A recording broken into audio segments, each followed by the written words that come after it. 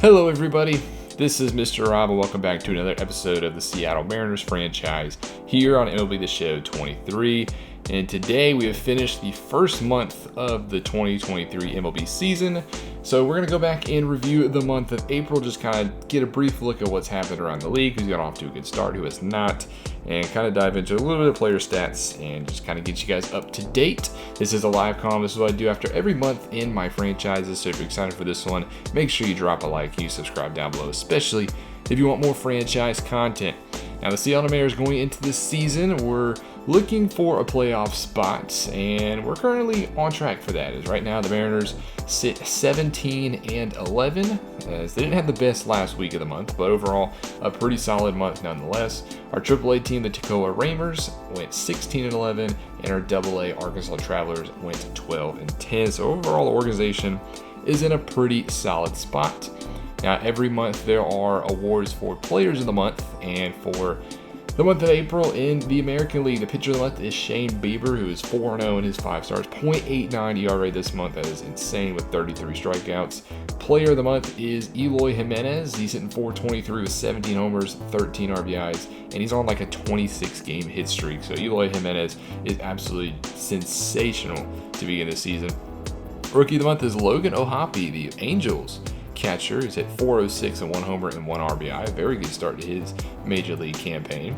In the National League, the pitcher of the month is Brooks Rowley in the Mets. He's a relief pitcher. He has a 1.98 ERA in 15 games. Player of the month is Matt Carpenter, his sweet stash down there in San Diego. He's hit .316, 11 homers and 35 RBIs. And then Rookie of the month is Edgar Rodriguez, another catcher, this time for the Pittsburgh Pirates, who hit .333, 3 homers and 15 RBIs.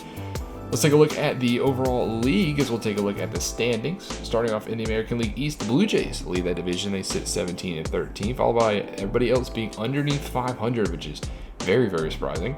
AL Central, the Chicago White Sox lead. They're 19-11, but the Guardians are 1 game behind at 18-12. In our division, the West, the Astros, the defending World Series champions, sit atop at 22-8, but we're right behind them 4 games back, 17-11. The Rangers, 17-12. It's a very tough division in the AL West.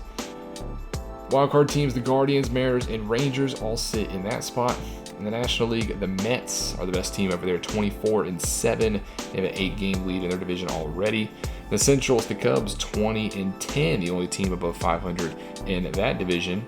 And the West, the Dodgers, 21-10, but a game behind them is the 20-11 San Diego Padres. And if you look at their wild card, you got Padres, Rockies, Phillies, and Braves, all fighting for their playoff spots early. So we're going to spend the majority of these episodes just kind of looking at our player stats, see how our players have done so far. We'll start off with position players, and I'll do it we'll just do it by OPS. Makes it easy.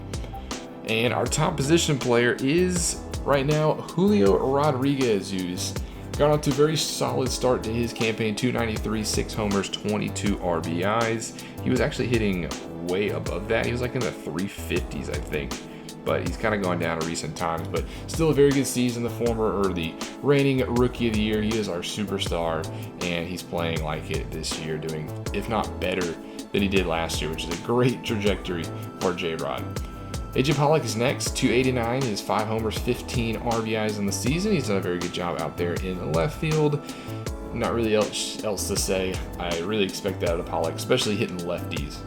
Cal Raleigh has been a very good catcher for us, hitting .302, 3 homers, 5 RBIs, a switch hitting catcher. He's kind of started the season platooning with Murphy, but if he keeps playing like this, he'll definitely be getting more at bats. Ty France, .305. We have a lot of good hitters to begin the season. We're hitting for a very good average. 3 homers, 14 RBIs for our first baseman.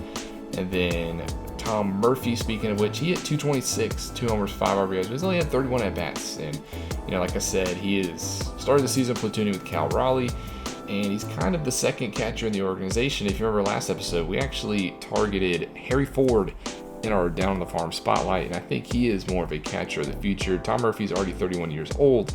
He's a free agent after this year, so maybe Tom Murphy could be a guy who's on the move later in this season. Eugenio Suarez, our third baseman, has hit 6 home runs, but he's only hitting .178. He's a very weird player because Suarez is basically all or nothing this season. In the games that he's simmed, he's done absolutely horrible. I mean, that's why his average is in the 178. But all the games that he's played, Soares is actually coming in clutch. He's hitting a lot of homers. He's hitting a lot of RBIs. But he's also striking out 24 times, which is by far the most. Well, actually not the most on the team, but very high compared to everybody else. So Soares, definitely a boomer bust player overall, but he is on a hot streak. Taylor Trammell, we saw him have the homer and 2 RBI game in the sim against Toronto. So that was his big moment so far this season. JP Crawford, 257.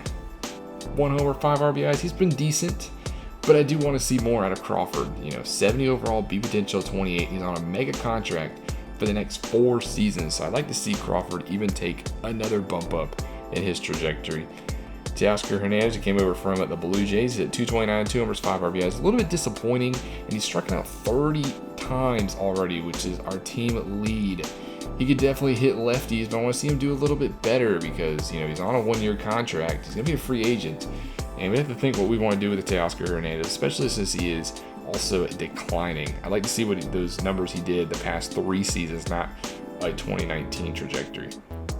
Colton Wong got off to a very slow start, but he's picked it back up. He's hitting 247. He's been our leadoff hitter. He's done a very good job in that regard. 10 RBIs on the season. He's been very clutch to start, so I got no really complaints about Colton Wong. Dylan Moore's seen a little bit of time at third base. He is our de facto pinch runner. He's only hit 184, but he's got speed. He's got base stealing ability. He's the only one who's actually can steal bases. 99 on the stealing with 5 already on the season. That is something I'd actually like to tap into. Ultimate utility man, so he'll always have a spot on the roster basically. He is 30, so he's declining a little bit. Tommy La Stella, not a good season so far. He's been our DH, and he's got great vision, but other than that, there's really nothing there. And he's only hit 164. He's 34 years old. He's declining.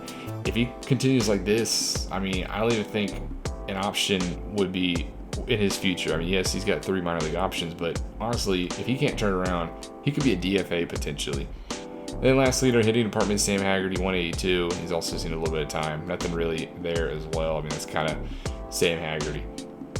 On the pitching side of things, our pitching's been pretty decent. We'll start off with the best. We'll go with innings pitched, so I can do it by starting pitchers. First, you got George Kirby, who has been absolutely sensational, 2.82 ERA. He's had already a couple of complete games, I think. He's got 1 complete game, 1 shutout, 4 quality starts in those 6 starts. So he's been a very good season for George Kirby, a lot even better than what he did last year in 2022, which is great because he's one of the 3-headed monsters that we could have in our future in the rotation. The other one, Logan Gilbert, has also been very good. 2.65 ERA, even beating out Kirby in that regard, but his whip is at a 1.41, so it is a little bit higher. That walk rate is at 12 walks already this season. It's way higher than it was last year, almost by a whole point. 0.8 WAR, but very good. He's had 4 quality starts, also in 6 games started, so him and Kirby doing a very good job. And lastly of those 3 is Luis Castillo, who is our ace, and he's actually done the worst out of them. 3.86 ERA, a whole 1 point higher than the other 2, and he's on a little bit of a cold streak, and that's because he's had a hard time with his command. He's walked 12 batters in his 32 innings. He's struck out 35, but he's also given up 36 hits, so his whip is very high for an ace at 1.47. I'd like to see him turn that around. He's only had 2 quality starts in his 6 starts, so 2 less than the other 2, and he is our ace, and he's on a massive contract for the next 5 seasons, so we're really going to be counting on Castillo to lead this rotation. I don't want him having any sort of decline. He's already got 2 points lost, which is not bad, but he needs to really turn it around, otherwise that could dip a lot faster. Also have Robbie Ray, the former Cy Young Award winner, doing very good, 3.68 ERA on his season in his 5 starts, which is solid. It's better than 2022. Obviously it's not going to be 2021 levels, but he's like our 4th, 5th rotation starter. That's not bad. Even our 5th guy, Chris Flexen, 4.76 ERA in his 21 1/3 innings pitched. Number 5 starter. What do you really expect? It's a great story, and he's done his job okay, so I have really no complaints with Chris Flexen as well. That is our rotation. We also have one more starting pitcher, which we only saw in 1 game, Justice Sheffield, who pitched very good in that game of relief against the Blue Jays. And the relief side of things, we have Penn Murphy, who has been our top guy. He has yet to allow an earned run. 17 innings pitched, 0 earned runs. That is pretty awesome. He has been my go-to guy if I need to turn it over to the bullpen. Penn Murphy has always been that number 1 call, and I expect it to stay that way. Justin Topa, who got off to a really bad start, 2.16 ERA. He's only pitched 8 1/3 innings pitched, but I remember the last time I think I looked at Topa in the bullpen, it was like well over 5. So he must have had a very good couple of appearances in his last couple of games, which is good because I like to see that continue because I don't know how much better he's going to get. And he's not going to get a lot of chances. So I'm glad Topa is taking advantage of those chances.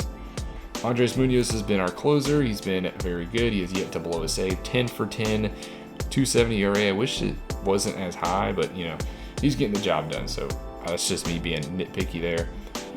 Also, Paul Sewald, who was listed as our closer, but he's been our setup man, and he's not done the best. 4.22 ERA, he's blown 1 save. Just kind of gets hit around a little bit, and he's walked 7 batters. So his whip's at 1.78. That's very high for a setup man. I mean, walks per 9, 6 strikeouts are down. It's not good for a setup man. So Paul Sewald, who's supposed to be listed as our closer, hopefully can do a little bit better than that. Then at the bottom half of our bullpen, Diego Castillo. He's had a 5.25 ERA. He got off to a very rocky start, but he's done a little bit better in his past couple of outings, and I'm starting to trust Castillo a little bit more. If Murphy is tired, Castillo has kind of turned into my guy that I go to in those middle innings. And he's actually getting a little bit of development, which is very good at 29 years old, 73 overall. So that's good for Castillo. I'm glad those attributes are going up. And then lastly is Matt Brash. Not been a good season for him. He's actually declining a little bit at the age of 24, which is something I don't want to see with B potential. So maybe a stint in the minors is in Brash's future because he's gotten off to a bad start. 6.57 ERA and 12 1/3 innings pitched. If you look at his advanced numbers, 2 whip, negative WAR, strikeouts are better, but walks are way higher, and so is his home runs. So Matt Brash, maybe a trip to Tacoma could help him out. That does it for the player stats. We'll end this episode by just kind of looking at our team rankings. We won't go through every single one, but just some of the key ones, like batting average. Currently, we are the bottom 3rd in baseball. We're the 24th ranked batting average team. So we have a lot of high ERA or batting average players. We also have a lot of low ones, which is not very good. Hopefully we can just hit the ball a little bit more. That's not really where our team is built on, but I'd like to see that not be in the bottom half. Runs wise, we are about middle of the pack, tied for 19th, so a little bit below average with 111. Home runs, we are tied for 17th, so we're more of a long ball team. We're not hitting the long ball as well, so our pitching has definitely been bailing us out. I'd like to see some of those bats like Julio Rodriguez, who's currently on a cold streak, go a little bit higher. On the pitching side of things, ERA, we're doing pretty good on this side of the ball. 10th with a 3.65 ERA.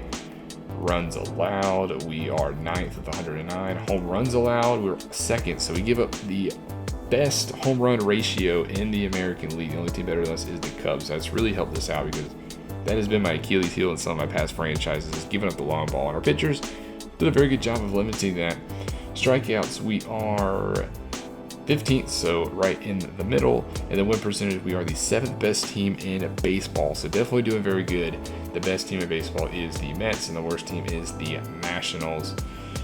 And that'll do it for the month of April as we get through the first month of the season. Next episode, we'll rejoin the Major League Club. It's been a couple episodes since we've seen them, but we're going to finally get into some division games.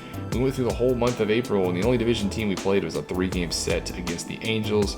The next episode, we will see the Oakland Athletics for the first time, as well as the defending champion Houston Astros for the very first time. Should be exciting, but that's going to do it for this one. Thank you guys so much for watching. Thank you guys for the support in this series. If you've enjoyed, make sure you drop that like and you subscribe down below, especially if you want more franchise content. This is Mr. Rob, and I'll see you in the next one.